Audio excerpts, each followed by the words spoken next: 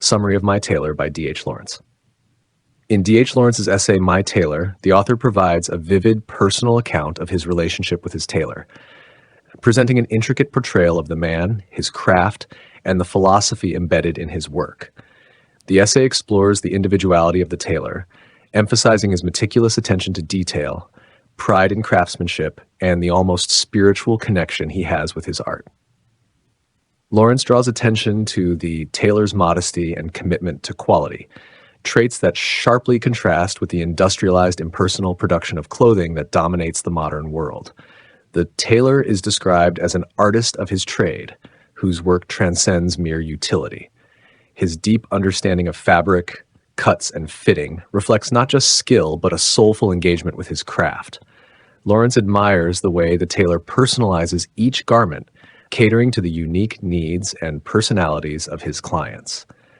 This intimate approach is a sharp critique of mass production, which reduces clothing to standardized, lifeless products devoid of character. Through his interactions with the tailor, Lawrence also delves into the broader theme of human connection. The relationship between the customer and the craftsman is built on trust, respect, and mutual understanding. The tailor's humility and dedication serve as a reminder of the value of human relationships in a world increasingly driven by materialism and mechanization. Lawrence expresses a sense of loss as such artisans are replaced by machines and consumer culture, which prioritizes efficiency over authenticity. The essay also reflects on the changing dynamics of labor and artistry in the modern era. Lawrence laments the fading of craftsmanship as industrialization strips away individuality and reduces workers to cogs in a machine. In the tailor's shop, he finds a haven of traditional values where time and care are invested in every stitch and seam. This dedication to perfection is not merely about producing clothing, but creating something that carries the essence of the maker. In its essence, My Tailor is more than a tribute to a single craftsman. It is an ode to artistry, individuality, and the enduring human spirit. Lawrence's depiction of the tailor serves as a metaphor for resistance against the dehumanizing forces of modernity. The essay invites readers to reflect on their own consumption habits and the importance of valuing the people behind the products they use. By weaving personal anecdotes with philosophical musings, Lawrence elevates the humble tailor to a symbol of authenticity and integrity in a changing world. The narrative concludes with a poignant acknowledgement of the tailor's inevitable fading from relevance, a fate tied to the relentless march of industrial progress. Yet Lawrence's admiration for the tailor's work leaves a lasting impression, urging readers to cherish the human touch in every aspect of life.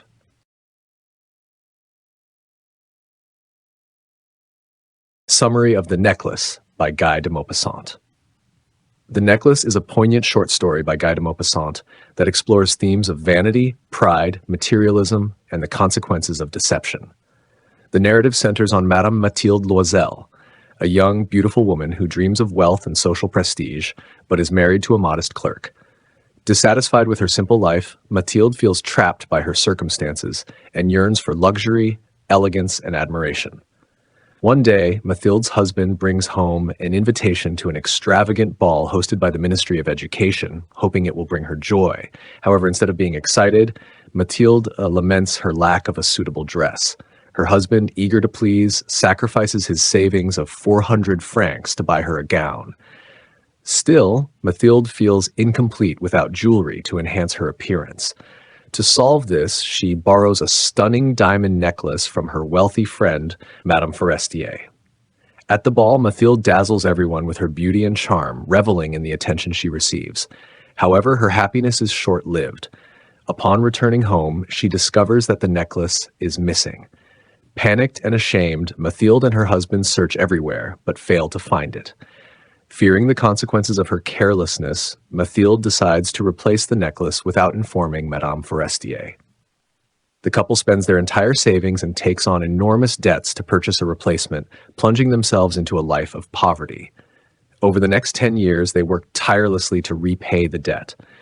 Mathilde loses her youthful beauty, becoming hardened and weary from the relentless toil. Her dreams of wealth and social status are crushed as she endures a life of misery. One day, Mathilde encounters Madame Forestier and decides to confess the truth about the necklace. To her shock, Madame Forestier reveals that the original necklace was a fake, worth only a fraction of what Mathilde and her husband spent to replace it.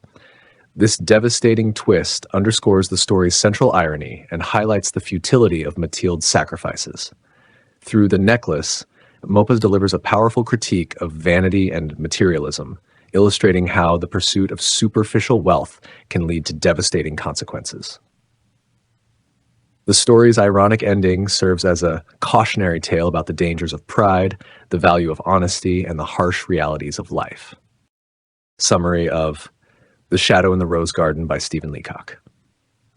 The Shadow in the Rose Garden is a short story by Stephen Leacock that blends humor and subtle melancholy to explore themes of love, memory, and the passage of time. The story unfolds with Leacock's characteristic wit, presenting a situation where a couple visits a rose garden that holds sentimental value for the wife. The wife reveals to her husband that this particular rose garden is a place she visited long ago with someone she once loved. The narrative takes on a reflective tone as she recounts the story of her past relationship, speaking of the man with fondness and regret. The husband, though outwardly understanding, experiences an internal conflict. He feels a mix of jealousy and unease as the shadow of the past looms over their present relationship. As they stroll through the rose garden, the wife points out the beauty of the flowers and the emotions tied to the place. However, she also realizes the ephemeral nature of those memories. The story subtly critiques the idealization of the past, as the wife begins to see her former lover less as a romanticized figure and more as a shadow of her youth. Leacock uses the garden as a metaphor for life's fleeting beauty and the way memories can cast shadows over the present. The husband, despite his initial discomfort, comes to accept that the wife's love for him is rooted in their shared reality, not in her distant past. The couple leaves the garden with a renewed understanding of their relationship, symbolizing the ability to move beyond old shadows and embrace the present. In The Shadow in the Rose Garden, Leacock skillfully balances humor with introspection, crafting a story that reflects on the complexity of human emotions, the weight of memories, and the resilience of love in the face of time. Summary of Whistling of Birds by D.H. Lawrence. In Whistling of Birds, D.H. Lawrence provides a vivid and detailed description of the contrasting seasons of winter and spring, using them as metaphors for life and death. The essay reflects on the effects of these seasons on nature, particularly on birds, and explores the fundamental opposition between the two. Winter, the season of death. Lawrence begins by describing winter as a season of death. He compares winter to a long, harsh period that suppresses life. In this season, birds, animals, and nature itself seem to suspend their activities. The cold, frost, and snow kill many creatures, and the earth appears lifeless. Birds die from the freezing cold, and the ground is covered with their bodies. The bodies of dead animals and birds become prey to unseen scavengers. Trees and plants lose their vitality, and the earth becomes strangled and mortified. The frosty air brings destruction to nature, and silence prevails in the winter landscape. Lawrence's imagery in the description of winter highlights the sense of stasis and hopelessness. Everything seems frozen in place. There is no movement, no activity, no life. The sound of birds, typically lively and joyful, vanishes in the cold winter months. The snow and fog create a dark, desolate environment where life is suppressed and death reigns. The season of life. In contrast, spring is described as the season of life, rejuvenation, and happiness. It is the season that brings life back into nature, defrosting the cold grip of winter. Lawrence portrays spring as a time of renewal, when birds begin to whistle again, and the world comes alive with sound, color, and growth. The contrast between the seasons of winter and spring is stark. Winter freezes and destroys, while spring melts the cold and reawakens nature to its full vitality. However, Lawrence acknowledges that the arrival of spring is not without its challenges. Even though the birds welcome the warmth and life of spring, they do so with caution. They are unsure of the change, coming out of the cold, hard winter into a new season filled with uncertainty. The birds whistle with dim and broken voices, suggesting a kind of fear or uncertainty about the transition. But despite this, spring gradually overcomes winter and life begins anew. Contrasting winter and spring. The writer contrasts winter and spring by showing that they represent two opposite forces, death and life. Winter is death, the cessation of activity in life, while spring is life, the time of growth, activity, and rebirth. Both seasons are necessary for the balance of the universe, and Lawrence suggests that the cycle of life and death is essential for nature to function. One cannot exist without the other. While winter brings destruction and the end of things, spring brings new beginnings and growth. The two seasons are symbolically incompatible but complement each other, as both contribute to the larger cycle of life. Conclusion. In Whistling of Birds, D.H. Lawrence emphasizes the cyclical nature of life and death, symbolized by the transition between winter and spring. Winter, with its harsh cold and silence, represents the inevitability of death and the end of life. Spring, on the other hand, represents life, growth, and renewal. Through the contrasting imagery of these seasons, Lawrence reflects on the inevitability of change and the perpetual cycle of life and death in the natural world. The whistling birds of spring signify the return of life after the cold and lifeless winter, showing that even though death may come, life always returns.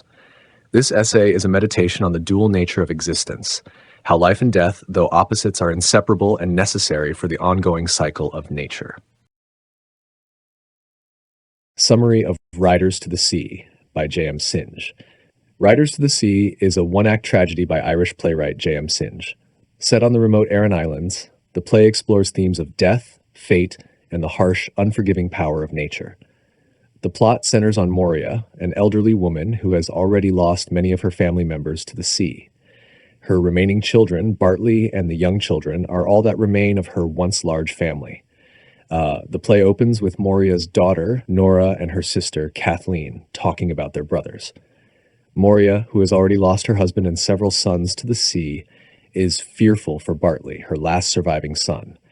Despite her pleas, Bartley decides to sail out to the sea on a dangerous journey, determined to earn money for the family. Moria, knowing the risks of the sea, is deeply distressed but unable to stop him. As the story unfolds, Moria's fear intensifies, and she recalls the many lives lost to the sea, describing how the sea has been a constant threat to her family. She has had visions of death and has even predicted that Bartley will not return. As the day progresses, she receives confirmation of her worst fears. Bartley has drowned while attempting to cross the sea, just as she had foreseen.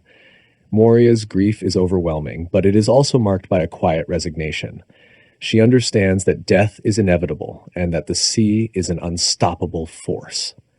In the final moments of the play, Moria faces the reality of her loss, but she finds some solace in the fact that all her family is now gone and that she has been spared further suffering. Her final words, "They're all gone now and there isn't anything more to do," suggest a sense of liberation from the continuous pain and worry that has defined her life. Riders to the Sea is a stark portrayal of the cyclical nature of life and death that's set against the backdrop of a harsh environment. Synge's powerful depiction of Moria's grief and the unyielding power of nature highlights themes of fate and the human struggle against forces beyond control. The play is often seen as a tribute to the resilience of the human spirit in the face of inevitable loss and suffering. Summary of Animal Farm by George Orwell. Animal Farm is an allegorical novella by George Orwell, first published in 1945.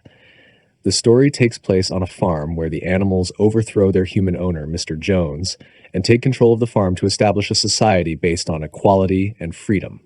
However, over time, the pigs who lead the revolution become as corrupt and oppressive as the humans they replaced. The story begins with Old Major, an elderly boar, delivering a speech to the animals, urging them to rebel against the tyranny of humans, who exploit them for labor. Old Major's vision is one of equality, where all animals are free from human oppression.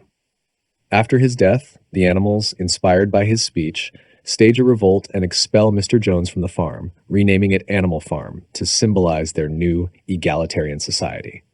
Under the leadership of two pigs, Napoleon and Snowball, the animals initially succeed in running the farm. They adopt the principle of 7 commandments that emphasize equality for all animals. Snowball is more idealistic and innovative, pushing for new projects such as building a windmill to generate electricity, while Napoleon becomes more power-hungry and authoritarian. Over time, a power struggle develops between Napoleon and Snowball, culminating in Napoleon using force to chase Snowball away and assume complete control of the farm. As Napoleon consolidates power, he uses propaganda, intimidation, and manipulation to control the other animals. The pigs, who initially led the rebellion for the good of all animals, begin to indulge in the privileges of the humans they once despised, such as living in the farmhouse and drinking alcohol. Napoleon and the other pigs gradually alter the 7 commandments to suit their needs, using the slogan, "All animals are equal, but some animals are more equal than others." This shows the corruption of the original ideals, and the animals, who once hoped for a better life, find themselves more oppressed than ever, with their labor exploited for the pigs' benefit. In the end, the animals look at the pigs, who have become indistinguishable from the humans they overthrew. The central message of Animal Farm is a critique of totalitarianism, especially the Soviet Union under Joseph Stalin, whom Orwell allegorically represents in Napoleon. The novella explores how power corrupts and how those who seek to overthrow oppression can themselves become oppressive. Through this story, Orwell illustrates the dangers of political manipulation, the betrayal of revolutionary ideals, and the inevitable cycle of tyranny.